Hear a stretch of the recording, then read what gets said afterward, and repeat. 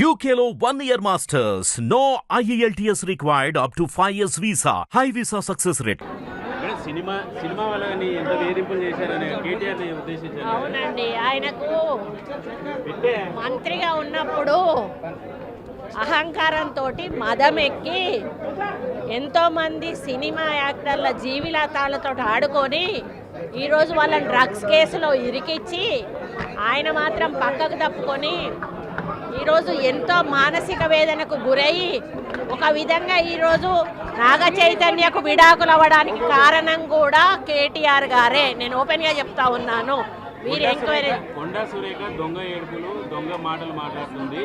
గతంలో phone tapping సంబంధించి హీరోయిన్ల ప్రస్తావన మాట్లాడారు కదా, అప్పుడు ఆమె మహిళ కాదా? అప్పుడు ఆ మనోభావాలు దెబ్బతిన్నట్టు ఎందుకు మాట్లాడలేదు? ఆ రోజు కూడా మాట్లాడినా ఫోన్ ట్యాపింగ్లు చేశారు అనేటువంటి విషయంలో కూడా నేను మాట్లాడినా. ఆయన వినకపోతే ఉంది అని చెప్పి వాళ్ళ మనోభావాలు దెబ్బతీశారంటున్నాడు. ఫోన్ ట్యాపింగ్ అవును చేసింది ఎవరు? మీరే కదా. మీరు చేయడం అనేది తప్పు అని చెప్పి మేము బహిర్గతం చేశాం, కానీ పేర్లు చెప్పలేదు కదా.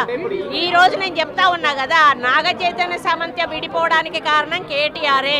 ఈరోజు చాలామంది హీరోయిన్లు తొందరగా పెళ్లిళ్ళు చేసుకొని సినిమా ఫీల్డ్ నుంచి తప్పుకోవడానికి కారణం కూడా కేటీఆరే. ఆయన ఆ రోజు మత్తు పదార్థాలకు అలవాటు పడి వాళ్ళను కూడా మత్తు పదార్థాలకు అలవాటు చేసి రేవ్ పార్టీలు చేసుకొని మదమెక్కి వాళ్ళ జీవితాలతో ఆడుకొని బ్లాక్మెయిల్ చేసి వాళ్ళను ఇబ్బంది పెట్టినటువంటి వ్యక్తి కేటీఆర్. అది అందరికీ కూడా తెలుసు, సినిమా ఫీల్డ్లో అందరికీ తెలుసు, అది ఓపెన్ రహస్యము. ఎందుకండి ఎందుకేడు దొంగ మాటలు నా మీద వ్యక్తిగతంగా నా క్యారెక్టర్ అసోసియేషన్ చేసినప్పుడు నేను ఎందుకు దొంగ ఏడుపులు ఏడుస్తాను?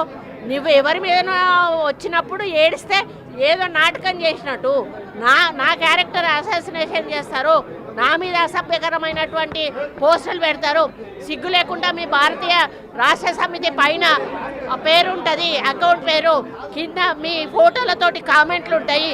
ఇవన్నీ ఉంటే అట్లీస్ట్ కొంచెమన్నా మనసున్న మనిషిగా హరీష్ రావు గారు ఒక ట్వీట్ చేశాడు, నువ్వు మనిషివేనా? అసలు నువ్వు ఒక తల్లికి పుట్టలేదా?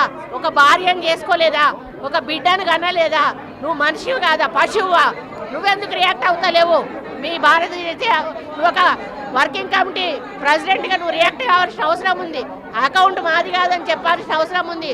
వాళ్ళ మీద చర్యలు తీసుకోమని చెప్పాల్సిన అవసరం ఉంది. వాళ్ళను పార్టీల నుంచి బహిష్కరించాల్సిన అవసరం ఉంది. మూడు అకౌంట్లు దుబాయ్ నుంచి జరుగుతున్నాయండి. 3 అకౌంట్ ఇక్కడి నుంచి జరుగుతూ ఉన్నాయి. ఇది కొత్త కాదు. ఆ రోజు నుంచి విజయలక్ష్మిని చేశారు, సీతక్కని చేశారు, ఈరోజు నన్ను చేశారు.